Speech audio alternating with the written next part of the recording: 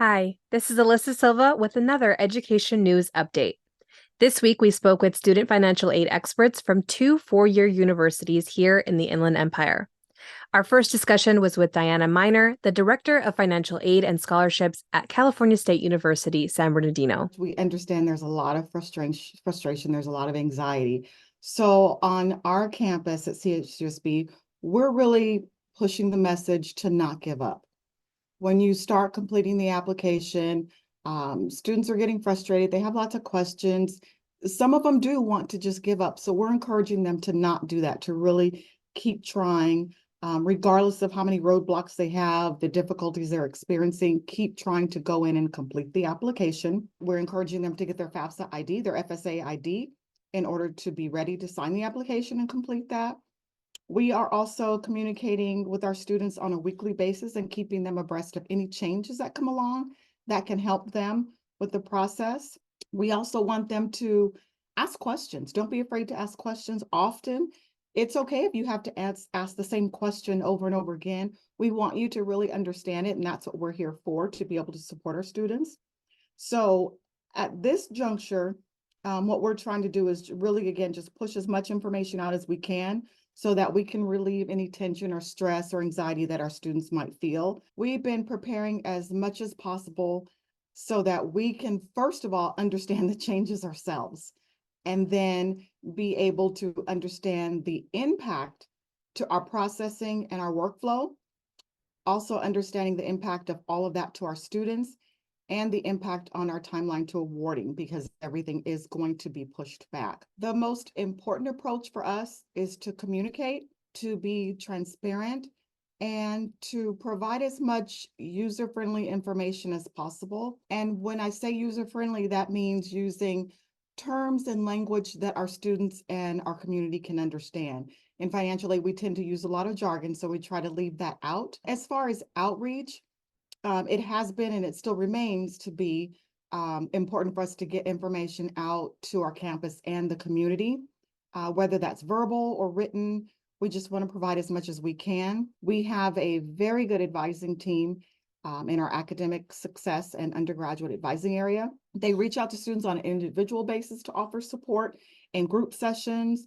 We have campus colleagues in our EOP area that do the same, very supportive of students and trying to help our underrepresented students. We have a financial literacy center on campus, and our students advocated to have that center come aboard. Over the last few years, we've really seen the need grow for financial literacy, more understanding, more learning in that area.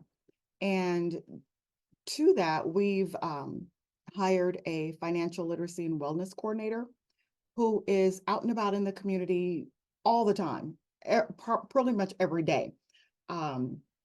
He provides education to our students and to our families to help them understand the changes.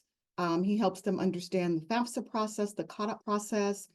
He does this in both English and Spanish. He's been phenomenal in understanding the needs of our students and meeting them where they are. Anything we can do for students and student success, we are here for you. We also had a conversation with Jose Aguilar, the Executive Director of Financial Aid at the University of California, Riverside. Jose offered a distinct perspective on how their campus is navigating through these challenges. Our campus has adapted to the changes that are coming down for the FAFSA Simplification Act by providing key communications to our students, also providing that information on our website and linking information that's coming down from the Department of Education on our website so that students would have direct information regarding the changes that are happening right now. My team and I are providing not only information, but also being strategic when it comes to awarding financial aid to get that funding to our students. Over 50% of our student populations are low income.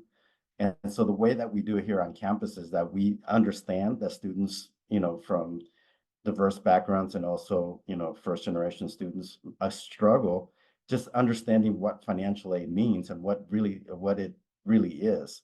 And so given the fact that, we have that experience, we are able to provide assistance, with answering any questions that they may have and trying to understand the real question that they're asking us. Because sometimes if you don't know what to ask, you really don't know what to ask. And so we know to fill in the blanks or to ask additional questions to make sure that we have provided a satisfactory answer to the question. I think the message that I want to give students who are anxious about the process this year is to be patient and to let them know that at the end of the day, everything's going to work out. The application process, although it's daunting right now, it was worse before because there was over 110 questions that they would have to answer and gather information. Whereas now the simplification part of the FAFSA Simplification Act allows students and families to only answer about 31 questions. And a lot of the other information is actually being received by other organizations that communicate directly with the Department of Education. I think that the other piece too that we are working on our side is that we're going to be super flexible with any deadlines that could impact the gift aid portion of the aid to the point where we recognize that students are struggling right now with completing the FAFSA application. So we understand that there's a struggle, a real struggle there. And so that we will be very flexible and also very communicative to our students as what the next steps are after they file the FAFSA. So I would just encourage them to complete the FAFSA as much as possible and then submit the FAFSA by the April 2nd deadline. And if they can, for whatever reason, submit it after that, there will be a process for us to evaluate a student's financial aid awards even after the deadline as well. I'd like to extend my gratitude once again to our guests, Diana Miner and Jose Aguilar, for sharing their insights on this crucial financial aid issue that will continue to unfold over the next few months. As always, we are committed to keeping you informed with the latest updates, so stay tuned for more news and expert perspectives on the ever-evolving education landscape. I'm Alyssa Silva, and you're watching Education News.